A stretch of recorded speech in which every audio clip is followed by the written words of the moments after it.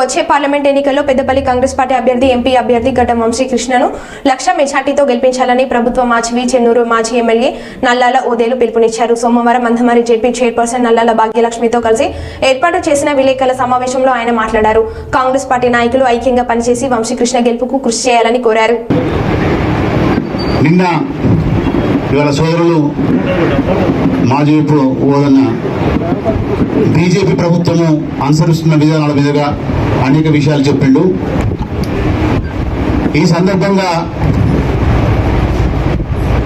BJP party జిల్లా అధ్యక్షుడు Raghunatha Rao, Congress party మా నాయకుడు, చెన్నూరు అసెంబ్లీ ఎమ్మెల్యే అయినటువంటి వివేక్ కుటుంబం పైన కొన్ని ఆరోపణలు చేసిండు. మేమేమంటున్నామంటే ఇవాళ సర్వే ప్రకారం 60% వంశీబాబు గెలుస్తుండని చెప్తాను.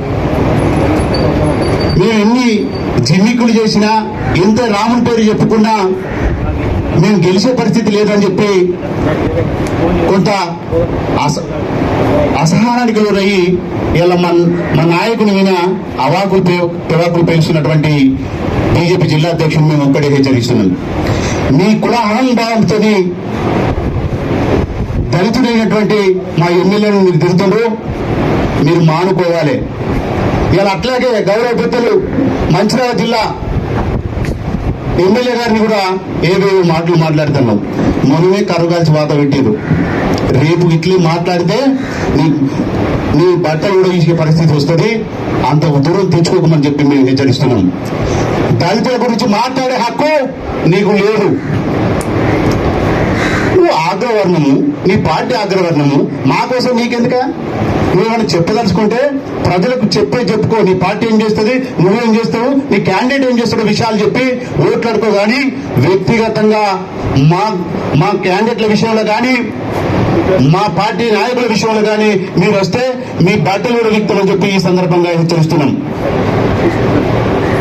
చాలా విషయాల్లో అనేక విషయాలు మాట్లాడతారు. ఇవాళ దళితుడు ఒక ఆదర్శ వివాహం చేసుకుంటే దాన్ని వ్యతిరేకిస్తావా? ఇది రాజ్యాంగంలో ఉన్నదా? వ్యక్తిగత ఈ ఆరోపణలు మానుకోవాలని చెప్పి బీజేపీ నాయకుడు, బీజేపీ జిల్లా అధ్యక్షుడు మరి ఆ రఘునాథరావు గారికి మేము ఈ సందర్భంగా హెచ్చరిస్తున్నాము. అట్లాగే ఎవరైనా కూడా మేము చెప్తున్నాము, మా జోలికి రావాల్సినటువంటి అవసరం లేదు. ఇంకో విషయం, ప్రజలకు మేము ఒక అప్పీల్ చేస్తున్నాము. పార్లమెంట్ పరిధిలో ఉన్నటువంటి 7 కాన్స్టిట్యూన్సీలలో ఇలా కాంగ్రెస్ పార్టీ అధికారంలో ఉన్నది. రేపు పార్లమెంట్ లో కనుక కాంగ్రెస్ పార్టీ అభ్యర్థి అయినటువంటి వంశీబాబు గెలిస్తే ఇలా ఆ ఫండ్స్ ఈ ఫండ్స్ కలిసి ఈ పార్లమెంట్ పరిధిలో కానీ, ఈ అసెంబ్లీ పరిధిలో కానీ అనేక అభివృద్ధి పనులు చేసుకోవడానికి వీలవుతుంది. దయచేసి ప్రజానికం అంతా ఆలోచన చేయాలి. ఆ ఆలోచన చేస్తున్న క్రమం మాకు తెలుస్తున్నది. మేము ఒకటే కోరుతున్నాము, అత్యధిక మెజారిటీతోని వంశీబాబు 5 లక్షల మెజారిటీతోని గెలవబోతున్నాడు. ఇది చూసి ఇలా బీజేపీ వాళ్లకు మనం ఏం చేయాలో అర్థం కాని పరిస్థితిలో అనేక ఆరోపణలు చేస్తారు.